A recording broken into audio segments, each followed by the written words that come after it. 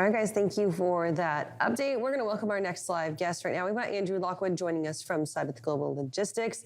Andrew, welcome to the show. I'm excited and interested to get your take a little bit about kind of the broader scale of the economy and also what this means for us going into this peak, not peak season. Yeah, it's going to be an interesting year, like we've talked about all year. I mean, is it peak? Is it not peak? It's kind of a muted expectation, I think, through the end of the year. But yeah, it's going to be a weird year. And Andrew, one of the big things that's kind of been shifting, of course, are prices. What are some of the biggest shifts that you're seeing in pricing in terms of the supply chain and logistics? Yeah, great question. I've got two buckets for you this morning. I've got the sticker shock bucket of things that are a bit inflated where we've seen a lot of increases lately. Let me kind of quickly go through that. UPS just came out with their general rate increase this past week, 6.9%. To that I say, come on, man. I was expecting something a little bit less because I thought it might be an opportunity for them to undercut FedEx. FedEx, as you remember, we talked about them last month. They've had some trouble on the street with cost control, and so I thought this was a potential way UPS could pick up some market share. So again, come on, man, same price as FedEx. So a little bit of sticker shock there. We continue to see strong parcel rates as they try to get a hold of overcoming costs there. The second thing in my sticker shock bucket this morning is warehouse rates. Again, they continue to be super high. I was digesting some Prologis quarterly earning results there. What's interesting is the net effective rent change. This is when your current lease comes up is 59%. That's a huge increase for a lot of folks. There's an interesting story in the warehouse space where we know inventories are super high, but they're not in comparison to past years. If you look at, for example, inventory to sales ratios, it's around 1.1. Well, that ratio was 1.2, so you had more inventory just a few years ago. So even though inventories are high, and we saw a lot of folks pre-buy their stuff this holiday season way back in January, again, when you look at kind of fundamentally in the past, it's still somewhat low. There's also a second piece of this I think a lot of people aren't considering, and that's the cost of the supply side. So we know building costs are up, land costs are up. It is more expensive to develop and build new warehouses. So if you've got constrained supply and you still have very strong demand, I think we're going to continue to see very strong warehouse rates for the foreseeable future, probably through 2023, and I would say partially 2024, even as retailers, shippers are trying to bleed down their inventory. So those are my two things in the sticker shock bucket this morning.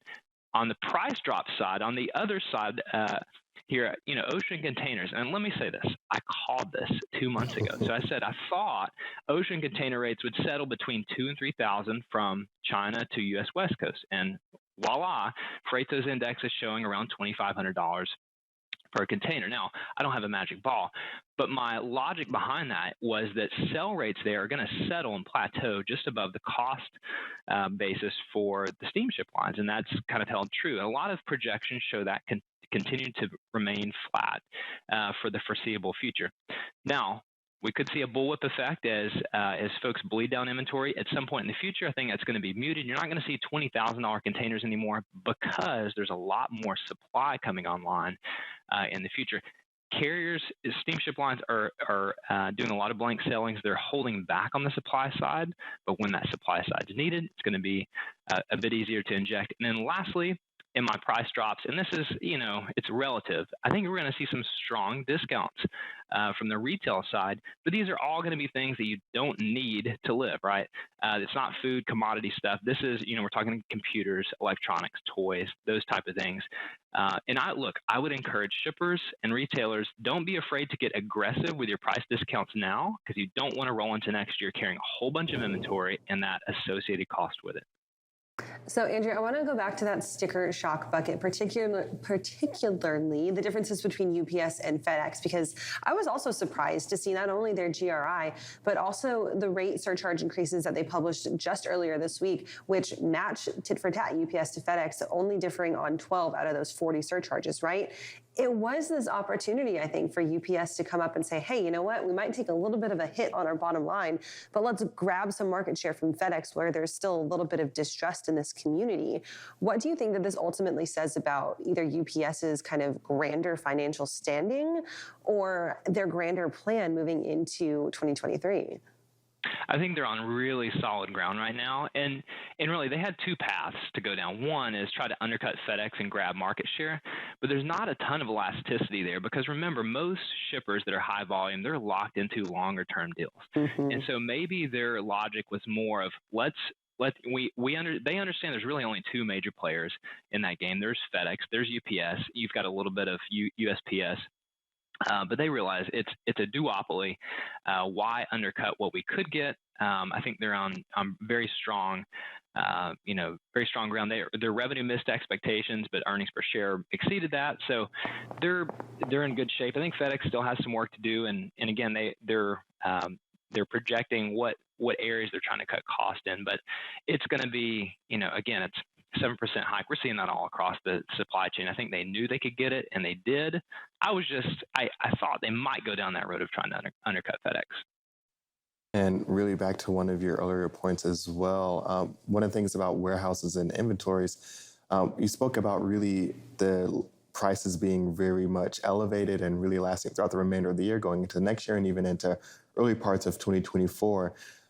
Do you see work in process goods being another impact to inventory levels? I know finished goods definitely being shuffled around, but do you think work in process goods, things that have not yet been completed, are also going to be a huge impact going into the next year? It could. I mean, that's the thing about inventories, and there's some indices that we can pull data from, but it's all in hindsight. I feel like it's not the same type of data we're talking about, with the rest of a lot of your shows where it's real time trucking data. That's the weird part about the warehousing is it's all historical, and so we look back a month and say, okay, this is this meet reality. With work in process, we also know there's some shifts going on from a manufacturing landscape, right? So there's been a lot of outbound manufacturing from China to the U.S., and that puzzle is changing. There's a lot of shippers and manufacturers are diversifying over in Asia. Some are looking at nearshoring or onshoring here in the U.S. for a number of reasons. So that could play a part. In my prediction is going into next year, you're going to have a lot of shippers, a lot of retailers that have not done their due diligence, that didn't get aggressive enough with discounts during the holiday season, and they're going to be holding on to inventory. And that is a tough position to be in because then, you're looking at fire selling what you could have sold a few months ahead, and you're just carrying way more in your warehouse than you need. So that's my prediction. I'm seeing that a little bit in bits and pieces because people, again, they're trying to maximize what they got. Remember, this stuff that's being sold this holiday season, these are the same retailers that paid the $20,000 rates, that paid huge rates for ocean containers coming over. Now, that's a fraction of the cost, right? It's part of that pie of the total landed cost of that good. But still, shippers are going to try to get as much as they can for what they paid for earlier in the year to recoup that cost. And I just think, I would advise them to get very aggressive to try to limit that inventory and lean it down. Andrew, is there anything about what's coming for the fourth quarter or even in the start of 2023, the looming recession, kind of the declining consumer sentiment that really makes you worried about what we can expect for the next year? That's the thing about our industry is we always adapt and kind of shift to whatever is going on. So, you think about the topics we were discussing just a year ago. It was the port terminals. It was the lack of chassis. It was there was this huge intense focus on the ocean side. Now that's completely shifted to the warehouse side.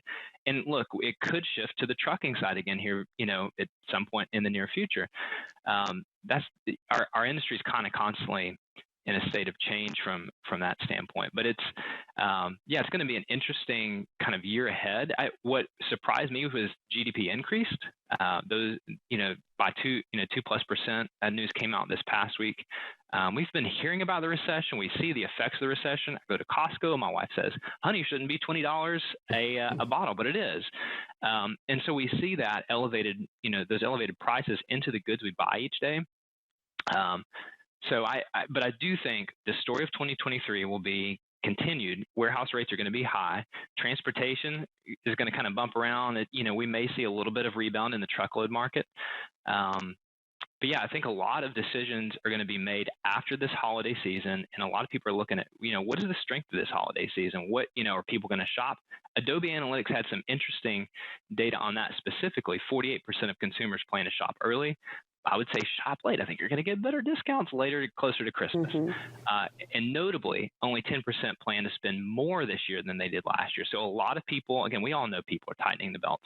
I think we're going to see a kind of a dreary holiday season from a total sales standpoint. A lot of great points there, Andrew, especially with GDP. Really interesting on the imports to export numbers, and so much to dive into that overall report. Thank you so much for being on this morning, and we look forward to having you on again soon. Thank you, guys. Thanks for having me.